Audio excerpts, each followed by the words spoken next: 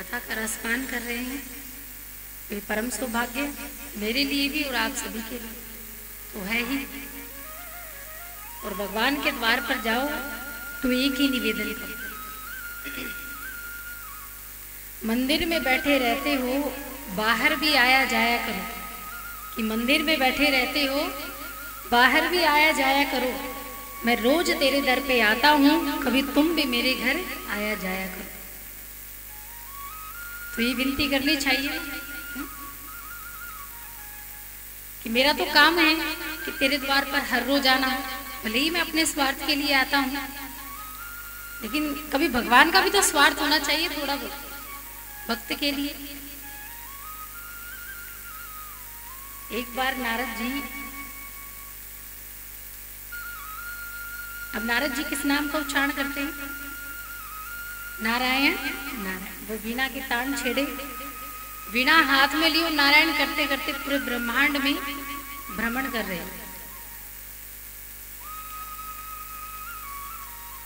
आज वो उनके मन में एक प्रश्न उठा कि आज मैं 24 घंटे में केवल नारायण नारायण जपता हूं, तो मुझसे बड़ा भक्त शायद ही कोई होगा इस पृथ्वी पर।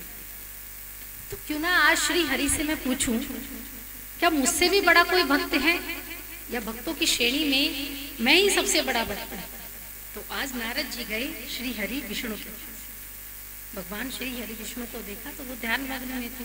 थोड़ी देर रुके, खड़े रहे, तो पूछा कि प्रभु मैं आपसे एक बात पूछूं? बोले हाँ पूछो। कि आपके इतने सारे भक्त हैं, अब और भी होंगे, पृथ्वी पर भी होंगे जो कभी नाम लेते होंगे, दिन में एक समय नहीं, 2 समय नहीं, 3 समय नहीं, या 24 घंटे भी लेते होंगे, तो आपको कैसे नाम याद रहता है सभी भक्तों का? क्या कोई ऐसा नाम रखने का कोई तरीका है, याद रखने का कोई तरीका है जिससे आपने नाम याद रखे हों सभी अपने भक्तों के? तो बोले हाँ है ना, तरीका है। बोले कौन सा तरीका आपने अपनाया है? तो बोले मैंने है ना नारद एक डायरी बना के रखी, उस डायरी में मैं अपने सभी भक्तों के नाम लिख के रहता हूँ।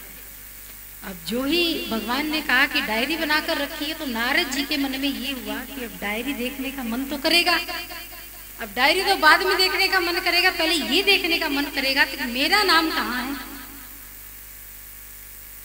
कि मेरा नंबर किस श्रेणी में। अब नारद जी ने कहा कि प्रभु अगर कृपा हो जाए तो वो एक बार डायरी मुझे दिखा दीजिए। और भगवान भी कौतुकी है, वो भी मजाकिया हैं, वो भी चुटकी लेते लेते हैं नारद जी।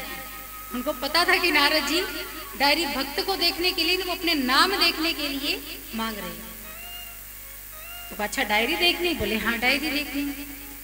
तो देख लो, ले लो। अब डायरी खोली तो नारद जी ने जैसे ही पेज पलटा तो सबसे पहले पेज पर नारद जी का ही नाम था, सबसे ऊपर जो पहला नंबर था वो नारद जी।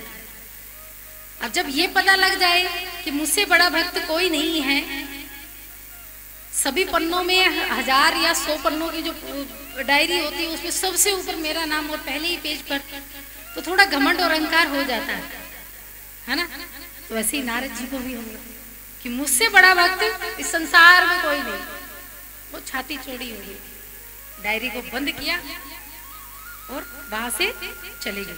लेकिन फिर भी एक ये रहा, कहा जाता है कि सभी भक्तों में सबसे बड़े भक्त हैं हनुमान जी महाराज, जिन्हें राम भक्त कहा जाता है। और ज्ञान में भी उनका कोई सानी नहीं है पूरी पृथ्वी पर, पूरे ब्रह्मांड में। हनुमान जी का नाम कहीं नहीं मिला, क्योंकि राम अवतार में सबसे बड़े भक्त ही वही हुए हैं। कृष्ण अवतार में भक्त हुए हैं हम जैसे कलयुगी प्राणी, जो श्रीमद् भागवत में जिसका विवरण आता है, जिन भक्तों का विवरण आता है। लेकिन रामायण में किसी भक्त का विवरण आता है तो वो हनुमान जी का आता है। अब हनुमान जी का नाम नहीं था। अब नारद जी को लगा कि हनुमान जी का नाम नहीं है, हनुमान जी ने तो सब कुछ, बाल ब्रह्मचारी बन गए, भगवान के लिए विवाह तक नहीं किया, माता पिता को छोड़ दिया। ऐसी सत्य निष्ठा और प्रेम था कथाओं से भी और भगवान श्री राम से भी। और हनुमान जी का नाम कहीं पर भी नहीं। लेकिन मुझे इससे क्या मतलब, भगवान की नजर में तो मैं सबसे बड़ा भक्त। अब रास्ते में मिल गए हनुमान जी। हनुमान जी ने देखा तो बोले कि नारद जी आज बड़े प्रसन्न हैं आप, क्या बात है? बोले प्रसन्नता की तो बात है ही। हम भगवान के पास गए थे और भगवान के पास हमने एक डायरी देखी और डायरी में देखा तो सबसे ऊपर मेरा नाम है, लेकिन ये दुख हुआ कि तुम्हारा नाम कहीं नहीं है। लगता है शायद भगवान तुम्हें भूल गए। हनुमान जी महाराज ने कहा कि ऐसे कैसे हो सकता है कि भगवान मुझे भूल गए? अरे इतने सारे भक्त हैं, क्या एक ही डायरी होगी? क्या पता 2 डायरी हो। दूसरी डायरी में एक बार जाकर तो देखो, दूसरी डायरी को एक बार पढ़कर देखो। तो नारद जी ने सोचा कि हो सकता है कि दूसरी डायरी हो, और फिर से दौड़कर भगवान नारायण के पास गए। कहा प्रभु क्या आपने 2 डायरियां बनाई हैं? बोले हाँ 2 है। फिर आपने मुझे दिखाई नहीं। अरे तुमने मांगी नहीं तो हमने दी नहीं। अच्छा जरा आप चाहे तो मैं दूसरी डायरी को पढ़ना चाहता हूँ, क्या आप मुझे वो दूसरी डायरी दे देंगे? बोले हाँ देंगे, जरूर देंगे। अब दूसरी डायरी जैसे नारद जी को दी तो नारद जी ने खोली तो सबसे ऊपर नाम था हनुमान जी महाराज। अब तो जो नारद जी को गुस्सा उठा कि पहली डायरी में मेरा नाम और दूसरी डायरी में हनुमान जी का नाम, ऐसे कैसे संभव है? जब इतनी बड़ी लिस्ट है, इतनी बड़ी लंबी लाइन है, तो पहली डायरी में मेरा और दूसरी में भी मेरा ही होना चाहिए था। क्योंकि मुझसे बड़ा परम भक्त जो 24 घंटे केवल एक ही नाम रटता हो, ये भ्रम था नारद जी को। तब भगवान से कहा प्रभु ये अच्छी बात नहीं है कि आपने 2 डायरियां बनाई, पहली में दूसरी में आपने हनुमान जी का नाम लिखा, ऐसा क्यों? पहली डायरी किसकी है और दूसरी डायरी किसकी? तो भगवान ने बड़ा सुंदर जवाब दिया। भगवान ने कहा नारद जो पहली डायरी थी वो उन भक्तों की है जो मेरा नाम लेते हैं, जो मुझे भजते हैं, जो 24 घंटे केवल मेरे नाम संकीर्तन पर आश्रित है। लेकिन दूसरी डायरी उन भक्तों की है जिनका मैं नाम लेता हूँ, जिनका मैं नाम बजता हूँ, जिनका मैं संकीर्तन करता हूँ। तुमने पूछा था, तुमने इंतजार किया, मैं जब योग साधना में था तो मैं अपने भक्तों का नाम ले रहा था, मैं अपने भक्तों को याद कर रहा था। आप ऐसा मत बनिए कि 24 घंटे ही, कहते हैं कि नाम से बड़ा कोई धन नहीं होता। राम नाम हो, कृष्ण नाम हो, लेकिन 24 घंटे भी असंभव भी है लेना और ले भी नहीं सकते। तो आप ऐसे बनिए। और सबसे अच्छी बात क्या है कि ग्रस्त जीवन में, और सबसे बड़ा तपस्या और तप भी यही है कि ग्रस्त जीवन में रहकर हम भगवान को याद कर रहे हैं। और जो 24 घंटे इस काम वासना में, इस ग्रस्त जीवन में ही लिप्त रहेंगे और प्रभु को अगर भूल जाते हैं तो आप किसी भी डायरी में आपका नाम नहीं है, ना तो पहली डायरी में ना दूसरी डायरी में। तो ऐसे बनिए कि प्रभु आपका नाम ले। पृथ्वी पर कितने ही प्राणी हैं, 20-25% आपको ऐसे मिलेंगे जो घर का कार्य भी करते होंगे, राम नाम मुख से लेते रहेंगे, अपने मंत्र का जाप करते रहेंगे, जिनको ना पवित्रता है ना अपवित्रता का ख्याल है, लेकिन फिर भी वो मुख से राम राम राम राम बोलते रहते। हंसेंगे जब भी राम कहकर, रोएंगे जब भी राम। घर की दिनचर्या, खेतों में काम करेंगे जब भी राम। तो इसका आप काम भी कर रहे हैं और भगवान का नाम भी ले रहे हैं। तो इससे बड़ी मनुष्य के लिए क्या तपस्या है कि ग्रस्त जीवन में रहकर भी वो प्रभु को भूल नहीं पाए। जरूरी नहीं है कि वेद शास्त्रों को सामने लेकर बैठो,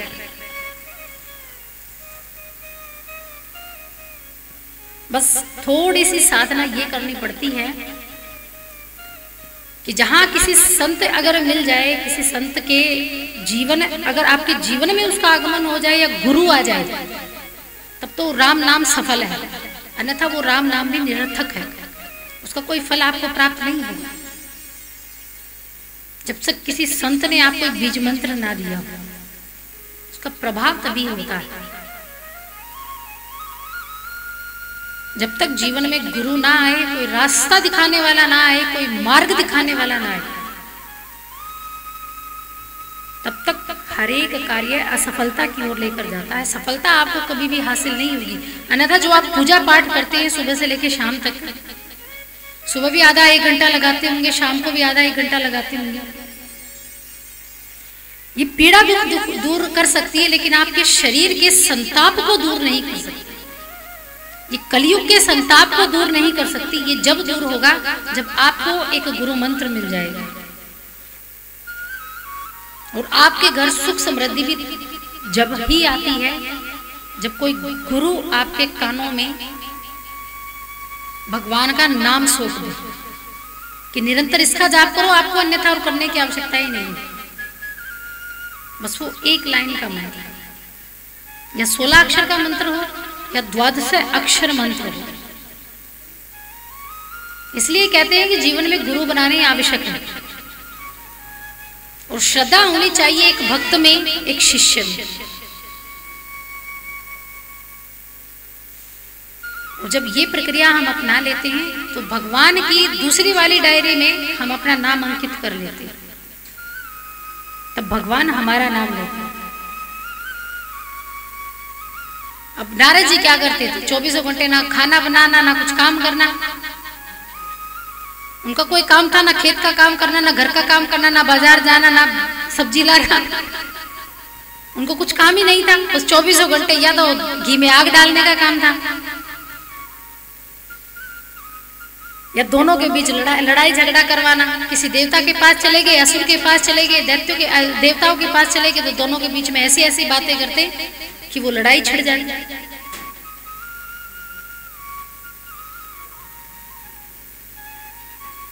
घर का एक भी काम ना करना, ग्रस्त जीवन उन्होंने कभी देखा ही नहीं था, ना पत्नी ना बच्चे, कि उसमें रहकर कैसे भगवान का नाम लिया जाता है। तो वो सबसे बड़े भक्त कैसे हो सकते हैं? उनसे भी बड़ा भक्त वो पृथ्वीवासी है जो 24 घंटे कार्य करता है, दिन रात जाग कर भी धन भी कमाता है और फिर 3 बार पूरे दिन में राम राम भी कह दे तो वो भी काफी है।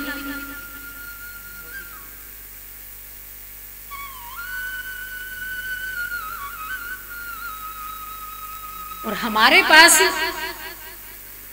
इस जीवन की प्रक्रिया में अगर लेकर जाना है, यहाँ से मृत्यु के उपरांत भी जो जीवन जीना है, उसके लिए भी अगर कुछ इकट्ठा करके लेकर जाना है या संग्रहण करके लेकर जाना है, तो केवल प्रभु को दिया हुआ, अर्पित किया हुआ कार्य है और कुछ भी नहीं है। जो भी इस संसार की वस्तु है वो आप अभी जीते जी ही उसको भोग सकते हैं, मरने के बाद नहीं भोग सकते। लेकिन जो चीज मरने के बाद चाहिए उसका इंतजाम तो जीते जी ही करना पड़ता है। 13वीं का करो, 6माही का करो, तो उसका अभी से बोरी बिस्तरे की तैयारी, जब कहीं घूमने जाना हो तो छोटी से छोटी चीज आप याद रखते हैं, टूथपेस्ट, ब्रश वगैरह, या कितनी छोटी छोटी चीजें। हर समय ख्याल रहता है कि हमें इस चीज की भी आवश्यकता है, इस चीज की भी जरूरत है और ये चीज भी हमें साथ लेकर जानी है। मरने के बाद ना तो शरीर होगा आपके पास। भगवान ने अगर पूछे आपसे कि आपने यहां आने के लिए क्या तैयारी की थी, मोक्ष को और मुक्ति को प्राप्त करने के लिए मैं क्यों दूं तुम्हें मोक्ष, क्यों दूं तुम्हें मुक्ति, तुमने ऐसा कार्य क्या किया था, तुमने ऐसा कौन सा सामान बांधा था जो तुम यहां लेकर आए। वो सामान तो बांध कर तैयार कर लिए और फिर यात्रा तय कर ली, वहां जरूरत थी तो आपने उपयोग कर लिया। ये तो जीते जी किया ना। लेकिन मरने के बाद भी किस किसने तैयारी की है? मरने के बाद की तैयारी की किसी ने?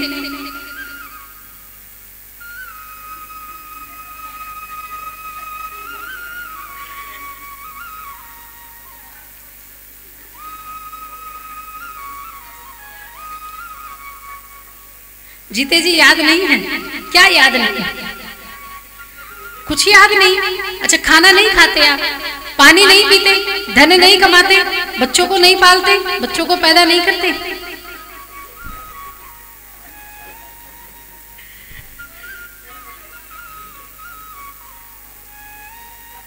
अधूरे कैसे हैं? फिर तो आपकी इच्छाएं मृत्यु दम तक भी पूरी नहीं हुई। कितना भी आप कोशिश करते रहिए, इच्छाएं आदमी की नहीं हुई। एक करोड़पति आदमी भी ये कहेगा